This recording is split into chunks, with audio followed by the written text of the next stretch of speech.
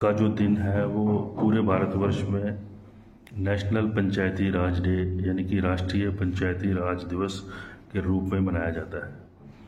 2010 में उस समय के जो प्रधानमंत्री थे सरदार मनमोहन सिंह जी, उन्होंने 24 अप्रैल को हर साल राष्ट्रीय पंचायती राज दिवस बनाने की घोषणा की और 2010 से लेकर हर साल 24 अप्रैल को पंचायती राज दिवस मनाया जाता है। जैसा कि आप सबको पता है कि जो भारत है वो गांव में बसता है।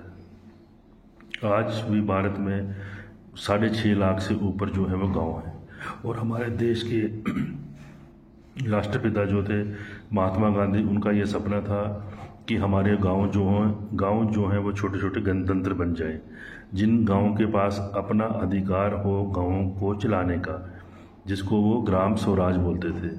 तो उसी ग्राम स्वराज को कैसे लाया जाए, उसके लिए हमारे देश के जो प्रधानमंत्री थे आज़ादी के बाद पंडित जवाहरलाल नेहरू, उन्होंने एक कमेटी का गठित किया। उस कमेटी के अध्यक्ष थे श्रीमान बलवंत राय मेहता जी। उनको ये बताया गया, उनको ये बोला गया कि आपने एक ऐसा अरेंजमेंट का सुझाव करना है जिससे कि हमारा हर एक गाँव जो है वो महात्मा गांधी का सपना जो था, उनका जो विज़न था मिनी रिपब्लिक का, उसको पूरा किया जा सके। तो बलवंत राय मेहता जी ने रिपोर्ट दी कि अगर हमें हर एक गांव को छोटे छोटे गणतंत्र बनाना है तो उसके लिए हमें पंचायती राज लाना पड़ेगा। तो बेसिकली पंचायती राज जो था, सबसे पहले पंचायती राज इंस्टीट्यूशन जो थे वो बनाए गए राजस्थान के नागौर ज़िले से। ईयर था 1959। तो बेसिकली जो पंचायती राज है ये एक 3 लेयर स्ट्रक्चर है। इसके 3 टियर होते हैं। सबसे पहले ग्राउंड लेवल पे, ग्रास रूट लेवल पे है हमारी ग्राम पंचायत। एक ग्राम पंचायत में 3 या 4 गांव, और 3 या 4 गांव के जो भी लोग हैं 18 साल से ऊपर, जिनको वोटिंग का राइट है, वो अपना वोट डालते हैं और अपना पंच चुनते हैं। तो इसलिए 3-4 गाँव के जितने भी लोग हैं 18 साल के ऊपर, वो उस पंचायत की ग्राम सभा कहलाती है। जब हम अपने अपने गांव में वोट डाल के अपना पंच चुनते हैं तो फिर एक पंचायत के जो 4-5 गांव के पंच चुन के आते हैं, वो अपना एक सरपंच चुनते हैं। तो ग्रास रूट लेवल यानी विलेज लेवल पे जो हमारा फर्स्ट लेयर है पंचायती राज का, वो आ गया ग्राम सभा या ग्राम पंचायत। फिर जो दूसरी लेयर है वो आती है हमारी ब्लॉक लेवल पे या मंडल लेवल पे, जिसको बोलते हैं ब्लॉक समिति या मंडल समिति। और फिर तीसरा जो हमारा टॉप पे आता है वो है डिस्ट्रिक्ट लेवल पे, जिसमें हमारी जिला परिषद रहती है। तो बेसिकली जो प्लान है गांव का वो ग्राम पंचायत से ही बन के आता है, क्योंकि ग्राम पंचायत जो पंच हैं हमारे अलग अलग वार्डों के, अलग अलग गाँव के, उन्हीं को ही पता होता है कि हमारे गाँव में किस चीज़ की ज़रूरत है। इसलिए जब उनसे प्लान बन के आता है वो ब्लॉक समिति से निकल के जिला परिषद तक आता है। फिर जिला परिषद जो है उस प्लान के तहत बजट अप्रूव करता है और बजट फिर वापस ब्लॉक समिति से होकर वापस पंचायत तक पहुंचता है।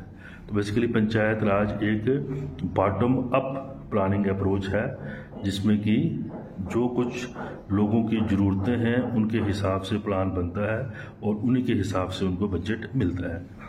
तो ये जो पंचायती राज है बड़ा एक इफ़ेक्टिव मीडियम है, जिसमें कि पावर को डिसेंट्रलाइज किया गया है। पावर जो है वो उन्हीं के पास है जिनको ये पावर का वो जो इस्तेमाल करेंगे अपने विकास के लिए, अपने प्लान बनाने के लिए और फिर खुद उन प्लान को इम्प्लीमेंट करने के लिए।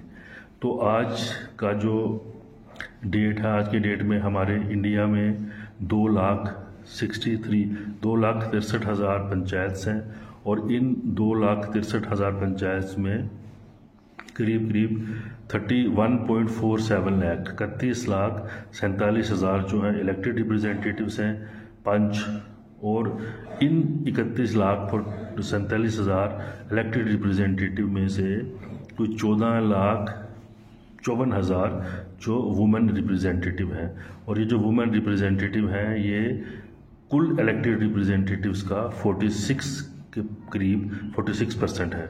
यानी कि वुमेन की जो पार्टिसिपेशन है वो 50% के करीब है और ये एक बड़ा अच्छा स्टेप है। कि जो वुमेन, जो आज तक वुमेन को इग्नोर किया गया था, उनको मेन स्ट्रीम में नहीं लाया जा रहा था, उनको डिसीजन मेकिंग प्रोसेसेस में नहीं लाया जाता था। तो पंचायत के द्वारा ये एक इफ़ेक्टिव मीडियम है जिसमें वुमेन को प्रॉपर रिप्रेजेंटेशन दी गई है। वुमेन जो है वो पूरा हिस्सा लेती है अपने गाँव की प्लानिंग में, अपने गाँव के डिफरेंट जो उसके डेवलपमेंट एक्टिविटीज़ हैं उनको कैसे चलाया जाए, उनको कैसा बनाया जाए।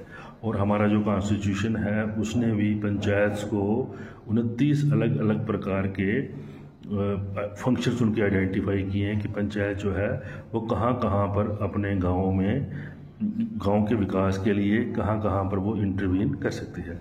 उसमें जैसे हेल्थ में है, एजुकेशन में है, इंफ्रास्ट्रक्चर में जैसे कहीं रोड बनानी है, कहीं नहर बनानी है, कहीं पानी का ट्यूबवेल लगाना है, हेल्थ में कहीं डिस्पेंसरी खोलनी है, एजुकेशन में कहीं स्कूल खोलना है। तो इस तरह का ये 29 अलग अलग प्रकार के फंक्शंस हैं जो कॉन्स्टिट्यूशन ने आइडेंटिफाई किए हैं इन पंचायत्स के लिए, यहाँ पे कि इन इलेक्टेड रिप्रेजेंटेटिव्स की ही चलती है। तो इसलिए ये जो पंचायती राज है ये बहुत ही एक अच्छा सशक्त मीडियम है लोगों को एम्पावर करने का, खासकर वुमेन को एम्पावर करने का और गांव के विकास का। धन्यवाद।